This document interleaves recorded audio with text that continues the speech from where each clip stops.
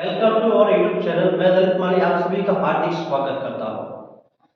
आज BA first year का अगला जो क्लास है, अगली क्लास अपन ने कल पढ़ा था किस प्रकार राजनीतिक विज्ञान है, उसकी परिभाषा पढ़ी थी अपन ने। किस प्रकार एक राज्य के रूप में, सरकार के रूप में और राज्य और सरकार दोनों के रूप में राजनीतिक विज्ञान है। फिर अपना अंत पढ़ा था। आज पढ़ेंगे जो आपके लिए इम्पोर्टेंट है। मैं बोल रहा हूँ ये क्लास आपके लिए इम्पोर्टेंट है और यहाँ से प्रश्न पक्का बनने वाला है। राजनीतिक दर्शन है या नहीं, कि भाई राजनीतिक विज्ञान दर्शन है या नहीं, ये जानना कि भाई राजनीतिक है, राजनीतिक विज्ञान है, वो दर्शन है या नहीं। तो कुछ लोग राजनीतिक विज्ञान को दर्शन मानते हैं और कुछ विद्वान है वो राजनीतिक विज्ञान को दर्शन नहीं मानते हैं कि भाई राजनीतिक विज्ञान दर्शन नहीं है। तो देखिए राजनीतिक विज्ञान है वो दर्शन है या नहीं, ये पढ़ते पहले। इसमें आपके पहले पढ़ेंगे कि राजनीतिक दर्शन के पक्ष में तर्क, कि भाई राजनीतिक विज्ञान को दर्शन मानने वाले पक्ष में तर्क कौन से हैं, कि भाई कौन से विद्वान क्या तर्क दे रहे हैं। तो राजनीतिक दर्शन के पक्ष में क्या तर्क है, देखिए राजनीतिक विज्ञान है वो एक विषय की सैद्धांतिक प्रकृति के अनुरूप है। सैद्धांतिक यानी सिद्धांत है, क्या है? सिद्धांत है। अब सिद्धांत क्या होता है? सिद्धांत तो वो होता है जो राजनीतिक विज्ञान की उत्पत्ति कैसे हुई, कहाँ हुई, पूरा बताता है। तो एक सिद्धांत के रूप में है। एक होता है व्यवहारिक। तो व्यवहारिक अलग बात होती है जो विज्ञान को मानता है, लेकिन दर्शन है वो सिद्धांत को मानता है। तो राजनीतिक दर्शन है वो बोलता है कि भाई ये राजनीतिक विज्ञान सिद्धांत के अनुसार चलेगी, इसमें सैद्धांतिक प्रकृति होती है और ये राजनीतिक विज्ञान की उत्पत्ति कैसे हुई, क्या कारण हुए, पूरे बताने का प्रयास करता है। तो ये पक्ष में तर्क दिया है। तर्क आपको ध्यान रखना, तर्क कौन से है, पहला तर्क ये है। दूसरा तर्क है कि राजनीतिक विज्ञान को दर्शन मानने में दूसरा तर्क क्या है? राजनीतिक दर्शन राजनीतिक विज्ञान का पूर्वगामी है। पूर्वगामी का मतलब होता है कि राजनीतिक विज्ञान से पहले राजनीतिक दर्शन आया। राजनीतिक विज्ञान से पहले क्या आया? राजनीतिक दर्शन आया। पहले राजनीतिक दर्शन आया, फिर राजनीतिक विज्ञान आया। तो ये ध्यान रखना है कि पहले दर्शन आया, फिर क्या गया? विज्ञान। क्या आया? विज्ञान। ध्यान रखना। तो राजनीतिक दर्शन है वो राजनीतिक विज्ञान क्या है? पूर्वगामी है।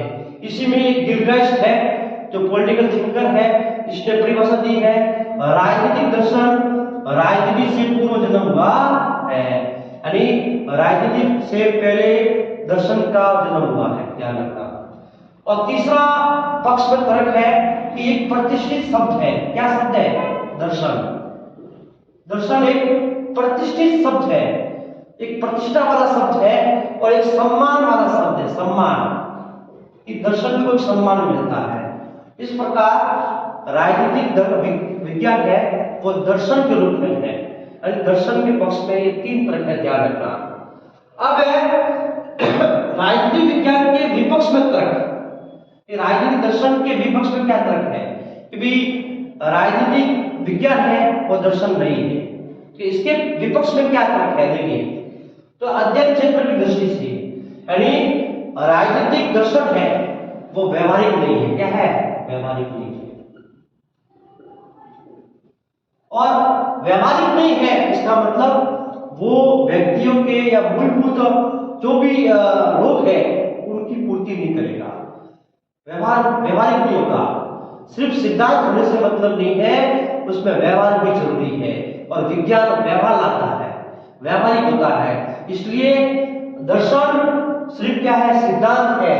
तो ये बोल रहा है कि भाई राजनीतिक दर्शन एक व्यवहारिक नहीं है, अध्ययन के क्षेत्र की दृष्टि से एक व्यवहारिक विज्ञान नहीं है।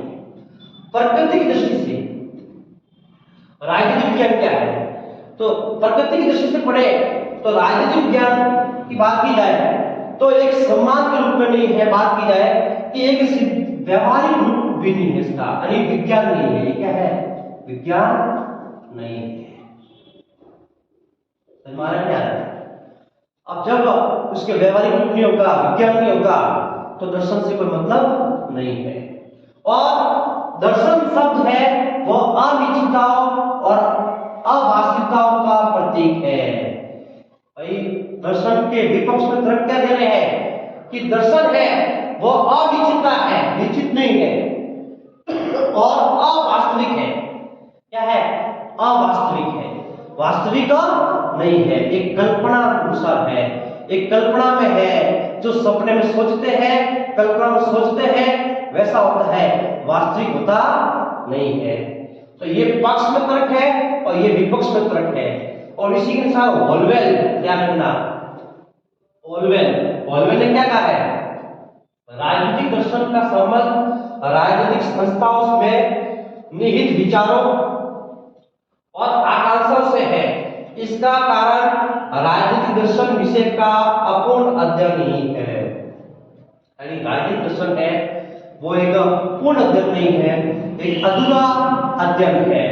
दर्शन एक अधूरा है। तो इस प्रकार आपको ध्यान रखना है, प्रश्न पढ़े कि राजनीतिक दर्शन के पक्ष में क्या तर्क है। तो ये तर्क तीनों है। बड़ा प्रश्न आता है तो इन तर्कों की, इन जो तीन तर्क है, इनका वर्णन करना है, पूरा डिटेल में समझाना है आपको। और आप इस प्रकार ये जो किस थिंकर ने क्या कहा, ये भी लाइन लिख सकते हैं। पक्ष में गिलगाइस ने कहा है और विपक्ष में होलवेल ने कहा है।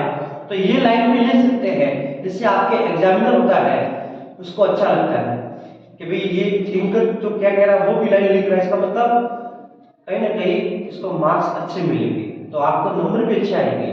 तो पक्ष में तर्क क्या है और विपक्ष में तर्क क्या है, ये ध्यान रखना है। प्रश्न बन सकता है राजनीतिक विज्ञान या राजनीतिक दर्शन है या नहीं है, राजनीतिक विज्ञान दर्शन है या नहीं है, इसके पक्ष में तर्क और विपक्ष में तर्क एग्जाम में आ सकता है। प्रश्न, बड़ा प्रश्न बन सकता है और यहाँ से छोटे प्रश्न भी बन सकते हैं। ये ध्यान रखना है आपको। आगे नेक्स्ट हम पढ़ देते हैं।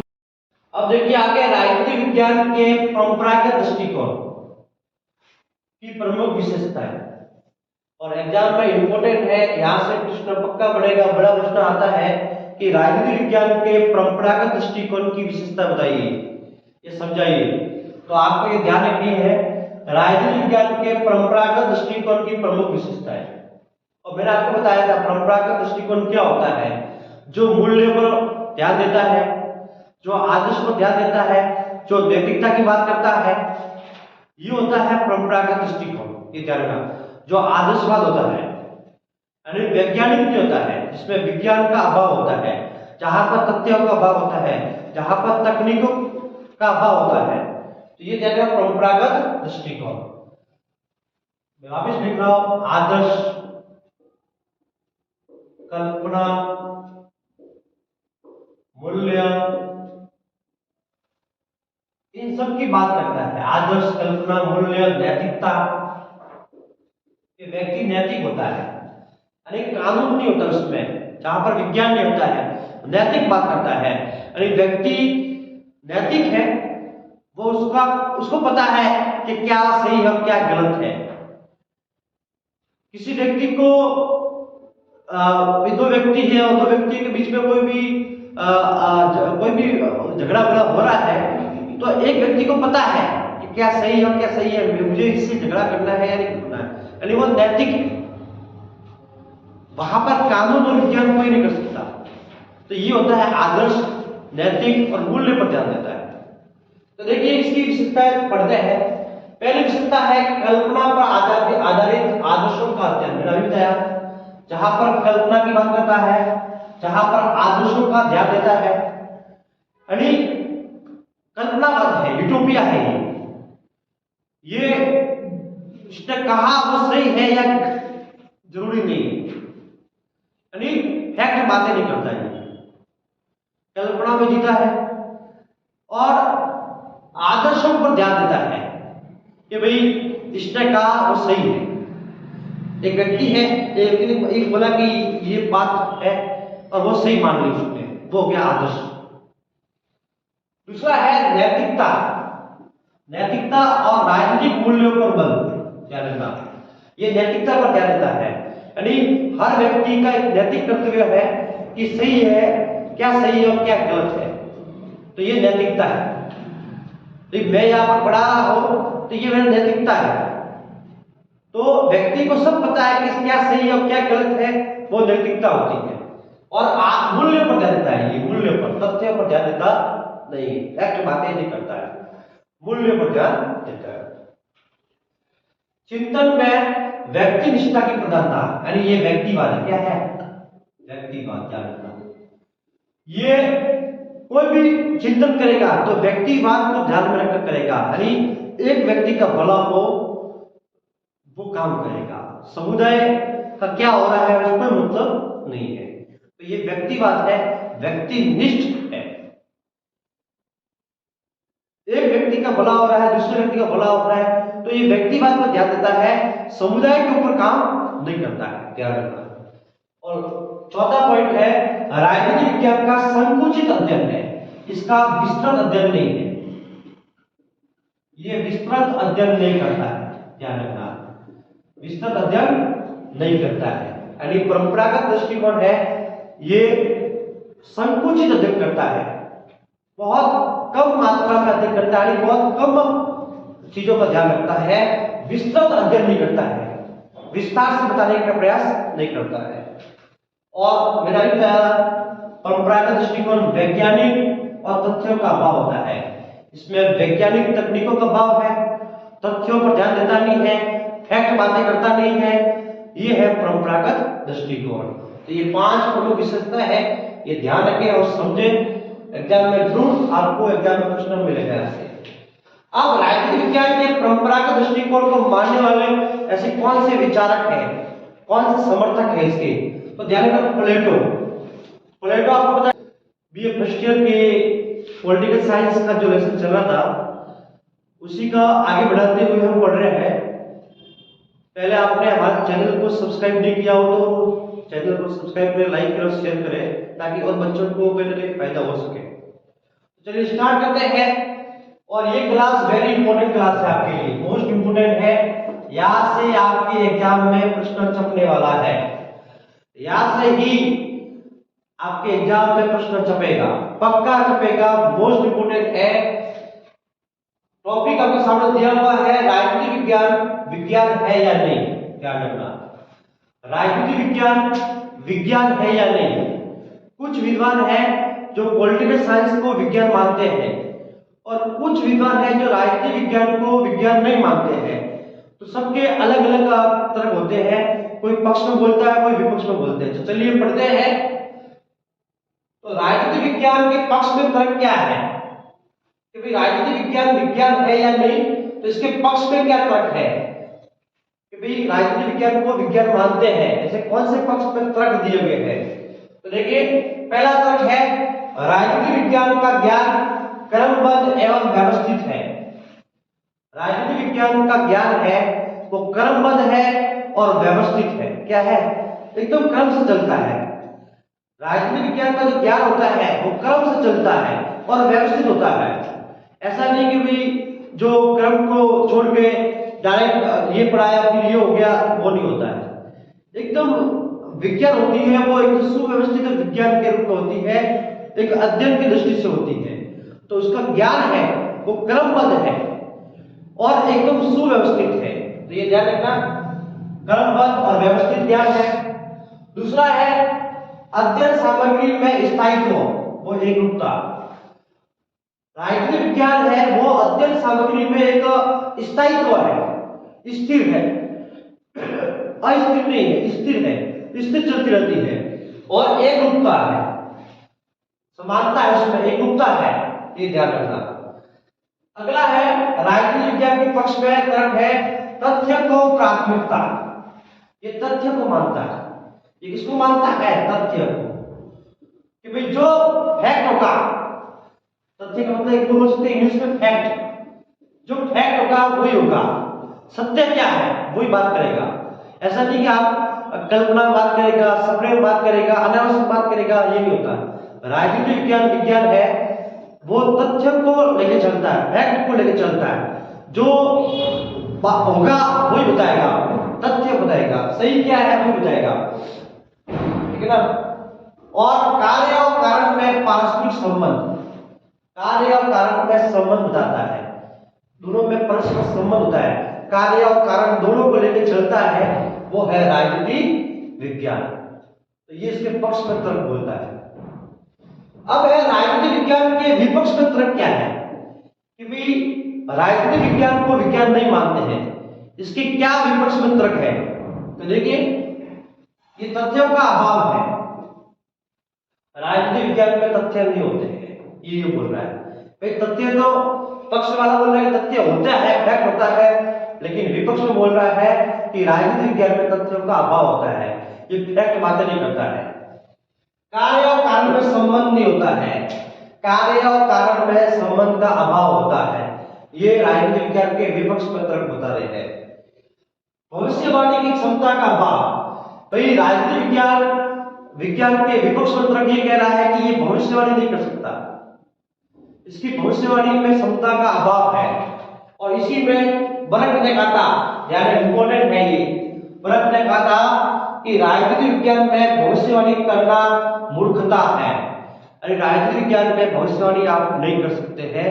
तो ये भी इसका एक विपक्ष में तर्क है। अध्ययन विषय आत्मपरक है, अध्ययन विषय में खुद को पर समझ में आ सकता है, विषय परक नहीं है, ये वस्तु परक नहीं है, यानी वस्तु की बात नहीं करेगा, बस ये वस्तु विषय क्या है उसको समझाने में प्रयास नहीं करेगा, ये आत्मपरक होता है, खुद को समझ में आ सकता है। और शुद्ध माप की कमी, एक होता है शुद्ध,